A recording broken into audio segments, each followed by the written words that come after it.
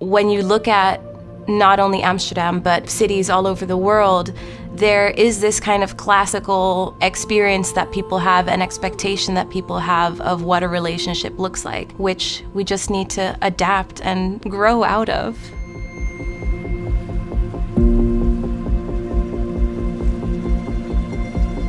As a member of the LGBTQ+ community, are there extra things that you have to keep in mind when you're traveling to somewhere new? Safety. Definitely safety. You become hyper aware of the fact that there's certain countries and certain cities, certain areas where you need to be more careful. And for me as a woman, there's an added kind of fear of putting myself in an unsafe position. In particular, actually, because my partner is non-binary. And so when you are walking on the street as two people who are perceived as female, and people then clock my partner as being what they think is female, the anger that comes from that confusion can be significant, and that puts not only them but me in danger as well. So these are things that you think about when you cross the street on a daily basis, but especially when traveling. There's a lot more that goes into looking for where you can actually stay.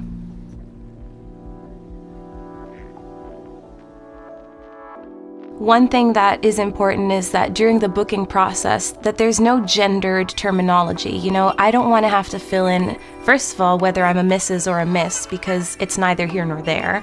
And if you do insist on having some kind of labeling system, ensure that it is broad enough that it includes also people who identify as neither or as both. When I come into a hotel or other kind of accommodation, especially with, for example, a male travel companion, there's immediately an assumption that we must be a couple. And that's awkward on a number of levels because, well, it's just awkward to have that assumption imposed upon you. But then what also follows, and that's the part that bothers me possibly even more, is you see that dynamic change. When it's assumed that we're in a relationship, the staff will generally direct all questions to him, and I'm just kind of this background actor in this situation. And those are things that are just genuinely uncomfortable. On the flip side, though, when I have traveled, for example, with an ex-girlfriend, we are received first as being friends, because surely we must just be friends. And over the course of our interaction, the staff or other guests staying there will realize that actually, oh, this is a romantic relationship. That's also where a lot of discomfort arises, because you see the attitude change, and therefore you're uncomfortable, and therefore you don't really want to be there anymore. I think that when you look at the LGBTQIA+ community and its reception and how different companies, organizations, people are going about it, there's a lot of talk but not a lot of action. And so I think with a program like this, it will tangibly contribute to creating these safe spaces.